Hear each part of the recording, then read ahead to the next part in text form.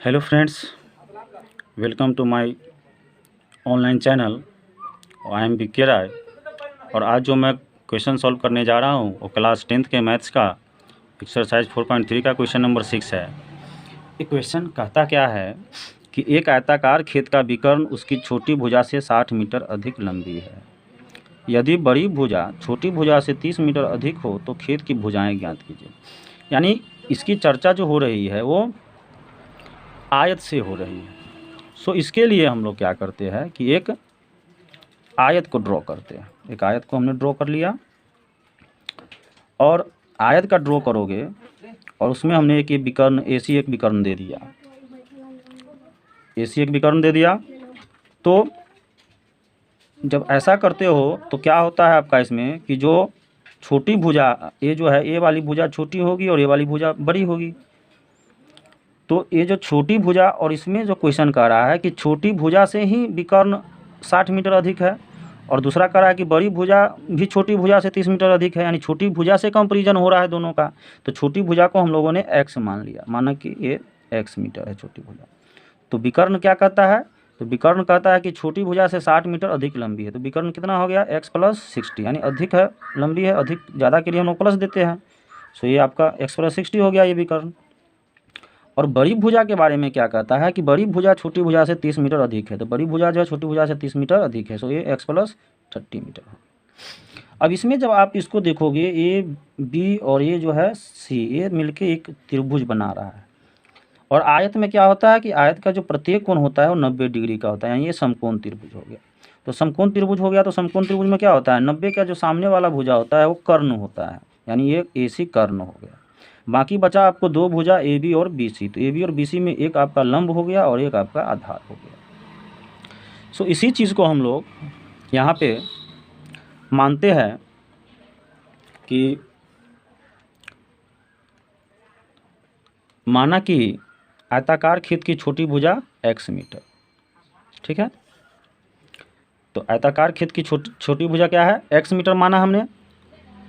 तो विकर्ण कितना हो गया? विकर्ण तो करा कि 60 मीटर अधिक है, तो विकर्ण हो गया x + 60 मीटर। और तथा बड़ी भुजा क्या कहता है क्वेश्चन में कि बड़ी भुजा 30 मीटर अधिक है छोटी भुजा से। सो बड़ी भुजा हो गया x + 30 मीटर।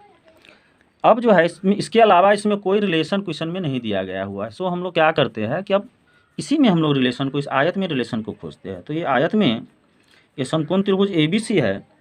तो समकोण त्रिभुज ABC में पाइथागोरस प्रमेय से क्या जानते हैं हम लोग कि कर्ण का जो स्क्वायर होता है वो आधार स्क्वायर होता है प्लस लंब स्क्वायर होता है।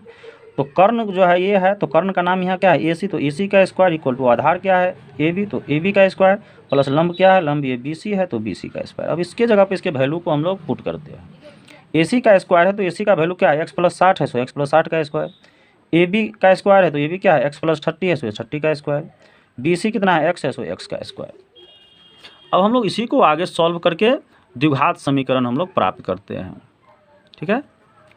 तो x + 60 का जब स्क्वायर करोगे आप, तो x + 60 का यानी कि a + b का होल स्क्वायर के रूप में है। तो आप लोग जानते हो कि a + b का जो होल स्क्वायर होता है वो a² + 2ab और प्लस b², यानी इस रूप में हमको ये जो x + 60 का स्क्वायर इसको तोड़ लेना है। तो a² तो x का स्क्वायर प्लस 2a, तो इसमें a हो गया और b a हो गया। तो a हो गया तो a कितना हो गया? x और इंटू b कितना हो गया? 60 प्लस फिर b² होता है तो 60 का स्क्वायर दे देंगे हम लोग। अब इक्वल है, सो हम लोग आते हैं इक्वल में। अब यहाँ x + 30 का स्क्वायर है तो ये भी होल स्क्वायर के रूप में है। तो इसको भी हम लोग क्या करेंगे? a + b के होल स्क्वायर पे ब्रेक करेंगे तो ये भी हो जाएगा। इसमें भी a हो गया और ये b हो गया। तो आपका x² a² प्लस 2a, तो a x को डिनोट करता है, b 30 को डिनोट करता है, प्लस b² तो b² 30 का स्क्वायर और प्लस यहाँ बचा x², सो x² दे देते हैं। तो अब आप क्या देखते हो कि इधर भी एक x² है और इधर भी एक x² है। तो सेम दोनों तरफ यदि सेम साइन में होता है तो हम लोग वहीं से उसको एक कैंसिल कर देते हैं। अब इस x² से भी कैंसिल कर सकते थे। अब बचा क्या? अब इस तीनों को जब मल्टीप्लाई करोगे तो 60 दूना 120x हो जाएगा, प्लस 60 का स्क्वायर, तो 60 का स्क्वायर कितना होता है? 3600। इधर क्या है आपका? बराबर किधर x² प्लस 30 दूना 60x, और प्लस 30 का स्क्वायर कितना होता है, 30 का स्क्वायर करोगे तो 900, यानी 30 का स्क्वायर मतलब 30 में 30 से मल्टीप्लाई करना है। अब आप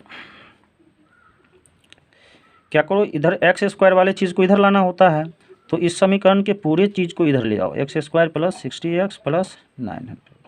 हाँ, एक बात और यहाँ कहना चाहूँगा कि जब समीकरण के बराबर में पूरे चीज़ को जब इधर ले आते हैं और इधर का पूरे चीज़ को इधर ले आते हैं तो कोई साइन चेंज नहीं होता है। इसलिए हम लोगों ने क्या किया, मात्र हम लोगों ने इधर का उधर कर दिया। अब आप इसको एक्स स्क्वायर को पहले लिखते हैं, फिर एक्स वाले को इधर 120x है तो इधर आएगा तो ये माइनस 120x। देखो एक अब एक केवल आ रहा है इधर, तो चिन्ह बदलेगा, वहाँ साइन चेंज होगा। फिर उसके बाद यहाँ पे प्लस 900 तो 900, और इधर है आपका 3600 तो 3600 इधर ले आओगे तो माइनस 3600 बराबर 0। समझ में आ रही है ना। अब आपका जो है एक्स स्क्वायर और प्लस 60x में से माइनस 120 घटेगा तो चिन्ह बड़ी संख्या का संख्या घट जाएगा, सो 60x। अब यहाँ पे आपका है माइनस 3600 और प्लस 900, तो 3600 में से 900 आपका माइनस होगा, सो चिन्ह बड़ी संख्या का माइनस, और ये हो जाएगा 2700 बराबर 0। अब आ गया ये द्विघात समीकरण के रूप में आपका। अब हम लोग क्या करेंगे, यहाँ पे इसका गुणनखंड करेंगे, ठीक है। तो गुणनखंड करोगे तो क्या होगा कि आपको गुणनखंड करने पर, गुणा करने पर आपको कितना लाना होगा, गुणा करने पर माइनस 2700 लाना होगा, और जोड़ या घटाव करने पे क्या करना होगा, जोड़ या घटाव करने पर आपको माइनस 60 लाना होगा।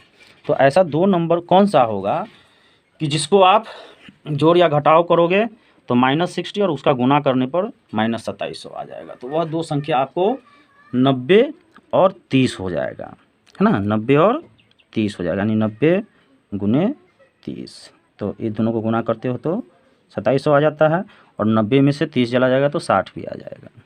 तो एक्स स्क्वायर, अब सवाल ये बचता है यहाँ की 90 30 तो लिए है, लेकिन यहाँ किसको हम माइनस में रखेंगे और किसको प्लस में। चूँकि यहाँ माइनस 60 लाना है तो बड़ा वाला को हम लोग 90 को माइनस में रखेंगे और छोटा वाला को प्लस में रखेंगे। देखिए यहाँ पे माइनस 90 में से प्लस 30 जाएगा तो माइनस 60, और माइनस और प्लस का गुना माइनस 2700 भी आ जाएगा, इक्वल टू इतना इक्वल टू 0।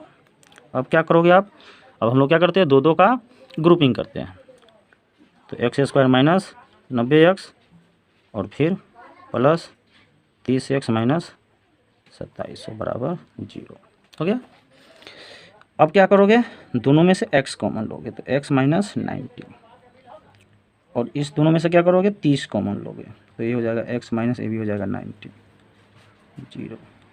अब क्या देख रहे हो कि यहाँ भी x माइनस 90 है, सो x माइनस 90 कॉमन लो तो बचेगा x प्लस 30 इक्वल टू 0। यदि x माइनस 90 इक्वल टू 0 तो x इक्वल टू 90 आ गया। और अगर दूसरी बार में क्या लेंगे, x प्लस 30, तो x प्लस 30 इक्वल टू 0 तो x इक्वल टू माइनस 30 हो गया। अब ये देख रहे हो कि एक x का वैल्यू 90 आया है, प्लस 90, और एक माइनस 30 आया है।